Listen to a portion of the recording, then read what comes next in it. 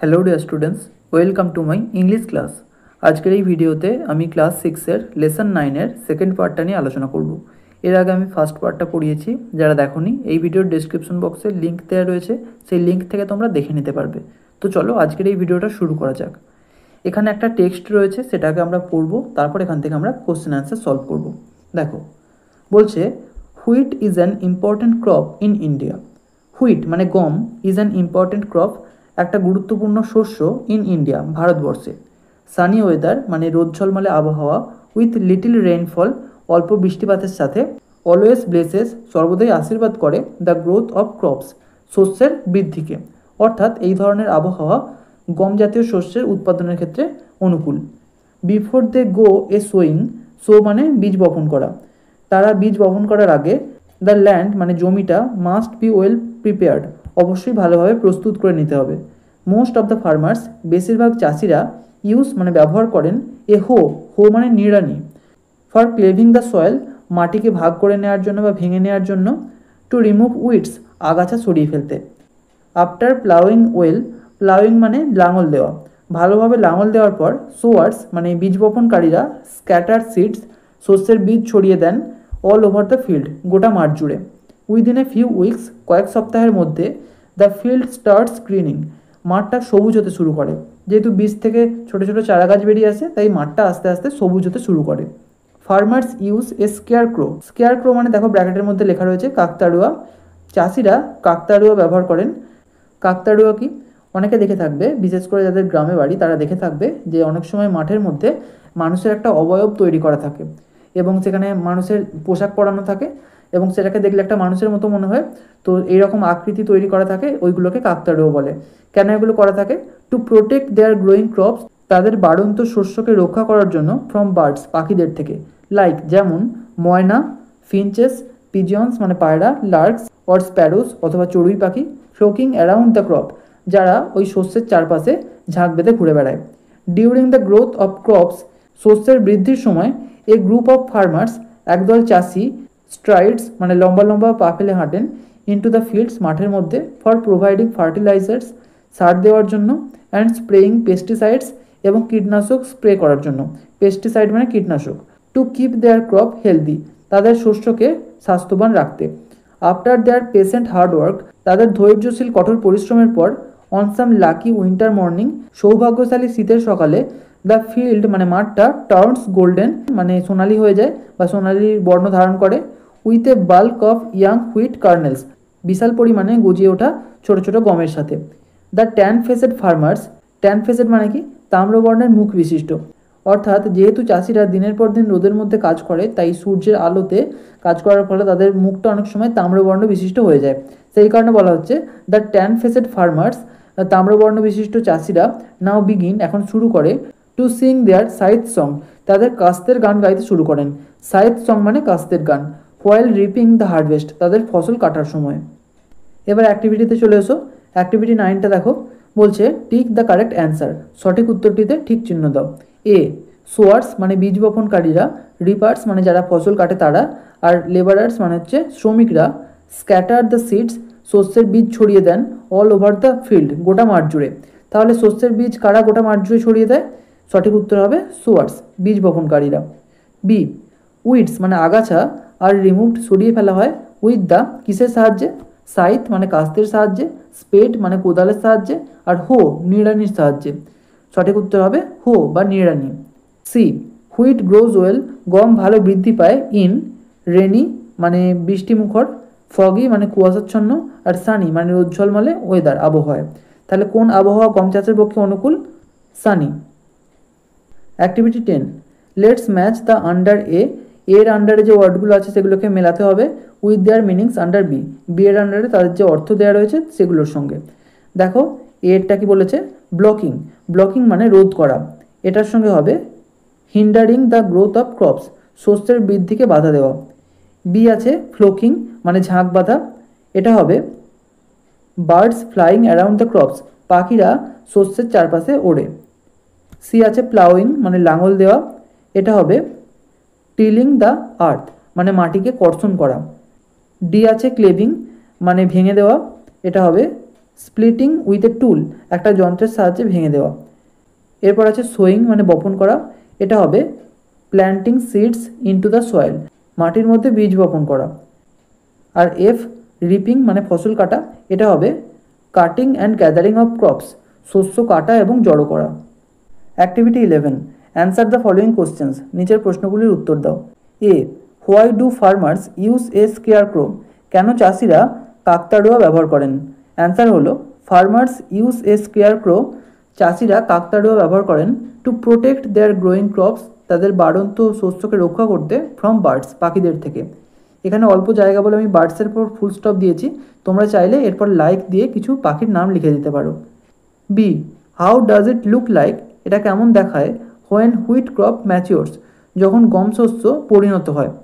Answer, when wheat crop matures, যখন গম শস্য পরিণত হয়, দ্য ফিল্ড লুকস গোল্ডেন, মাঠটাকে সোনালি দেখায়। C, why does a group of farmers stride into the field, কেন একদল চাষিরা মাঠের মধ্যে লম্বা লম্বা পা ফেলে চলেন? অ্যান্সার হবে এ গ্রুপ অফ ফার্মার্স, একদল চাষিরা স্ট্রাইডস ইন্টু দ্য ফিল্ড, মাঠের মধ্যে লম্বা লম্বা পা ফেলে চলেন, ফর প্রোভাইডিং ফার্টিলাইজার্স, সার দেওয়ার জন্য, অ্যান্ড স্প্রেয়িং পেস্টিসাইডস, এবং কীটনাশক স্প্রে করার জন্য, to keep their crop healthy, তাদের শস্যের সুস্বাস্থ্য বজায় রাখতে।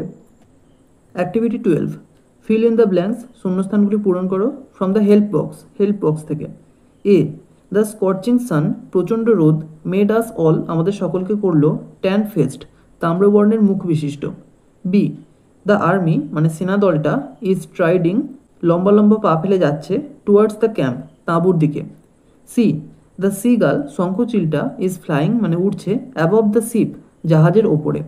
D, may God bless you, ভগবান তোমাকে আশীর্বাদ করুন, উইথ হ্যাপিনেস, সুখ দিয়ে।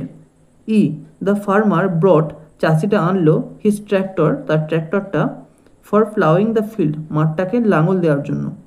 অ্যাক্টিভিটি 13, মেক সেন্টেন্সেস, বাক্য তৈরি করো, উইথ দ্য ফলোয়িং ওয়ার্ডস, নিচের শব্দগুলি দিয়ে। এ, পেশেন্ট মানে ধৈর্য, patient is important for success, সফলতার জন্য ধৈর্য গুরুত্বপূর্ণ। B, tan faced, I am getting tan faced, আমার মুখটা তাম্রবর্ণ বিশিষ্ট হয়ে যাচ্ছে।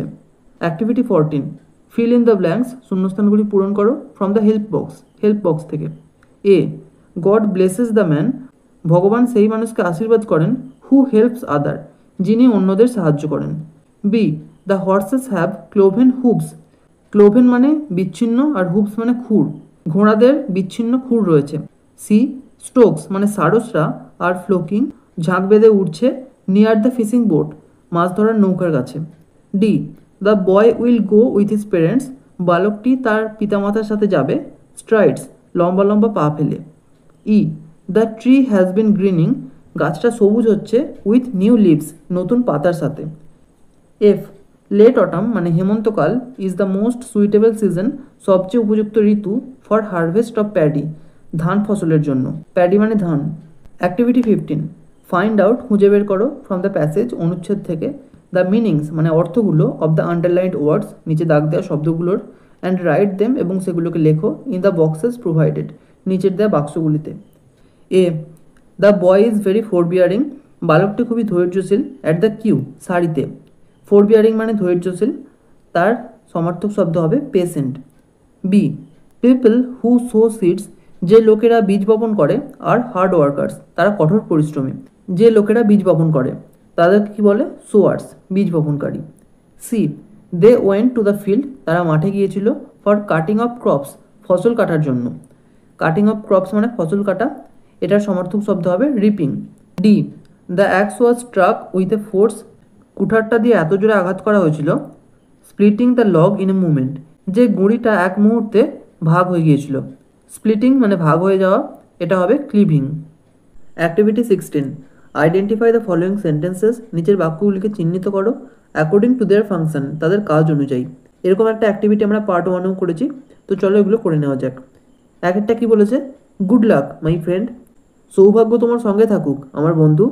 এটা একটা প্রার্থনামূলক বাক্য, তাহলে এটা হলো optative sentence, OPTATIVE, optative sentence. 2, alas we lost the medal, হায় আমরা মেডেলটা হারিয়ে ফেললাম, এটা একটা বিস্ময়বোধক বাক্য, তাহলে এটা হলো exclamatory sentence. EXCLAMATORY, exclamatory. 3, it is raining, বৃষ্টি হচ্ছে। এটা একটা সাধারণ বাক্য, তাহলে এটা হলো assertive sentence. ASSERTIVE। 4, please give me some water, দয়া করে আমাকে একটু জল দাও। এটা অনুরোধ করা হচ্ছে, তাহলে এটা হলো ইম্পারেটিভ সেন্টেন্স। IMPERATIVE,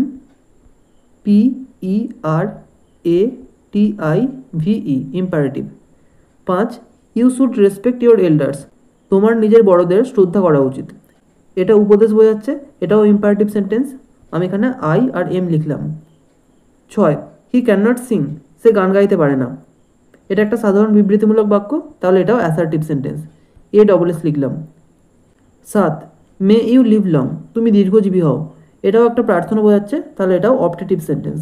OP লিখলাম, তোমরা পুরোটা লিখে নিও।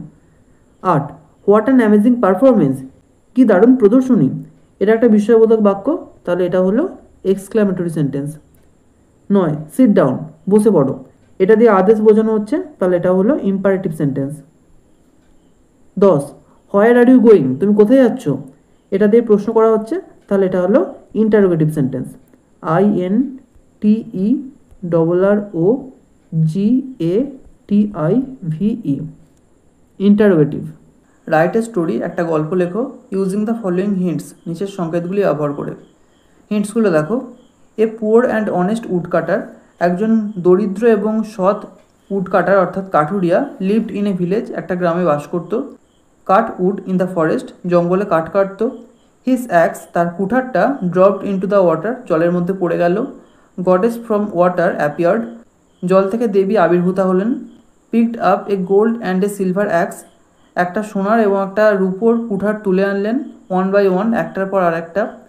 The woodcutter did not claim, কাঠুরিয়া সেগুলোকে দাবি করলো না। The goddess picked up the original one, দেবী আসল কুঠারটা তুলে আনলেন। Woodcutter claimed, woodcutter সেটাকে দাবি করলো।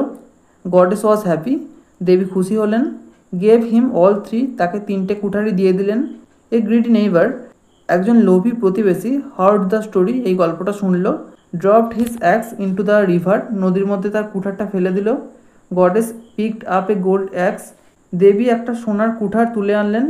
হি ক্লেমড, সে সেটাকে দাবি করলো। গডেস ওয়াজ অ্যাংরি, দেবী রেগে গেলেন। গেভ হিম নাথিং, তাকে কিছুই দিলেন না। এরপর বলেছে give a title to the story, গল্পটার একটা টাইটেল বা শিরোনাম দাও।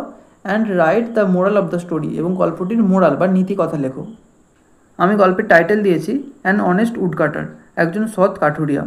ওয়ান্স, একদা, a poor and honest woodcutter, একজন দরিদ্র এবং সৎ কাঠুরিয়া, lived in a certain village, কোনো এক গ্রামে বাস করত। হি কাট উড, সে কাঠ কাটত, ইন দ্য ফরেস্ট, জঙ্গলে। অ্যান্ড আর্নড হিজ লাইভলিহুড, এবং তার জীবিকা নির্বাহ করত। ওয়ান ডে, একদিন, হিজ অ্যাক্স, তার কুঠার, ওয়াজ ড্রপড ইন্টু দ্য রিভার, নদীর মধ্যে পড়ে গিয়েছিল, বাই মিস্টেক, ভুলবশত। সাডেনলি, হঠাৎ করে, a goddess appeared from the water, একজন দেবী জল থেকে আবির্ভূতা হলেন। অ্যান্ড শোড হিম, এবং তাকে দেখালেন। এ gold and a silver axe, একটা সোনার এবং একটা রূপোর কুঠার, 1 by 1, একটার পর একটা। The woodcutter did not claim those axe, কাঠুরিয়া ওই কুঠারগুলোকে দাবি করলো না। দেন, তারপর, দ্য গডেস পিকড আপ, দেবী তুলে আনলেন, দ্য অরিজিনাল ওয়ান, আসল কুঠারটা।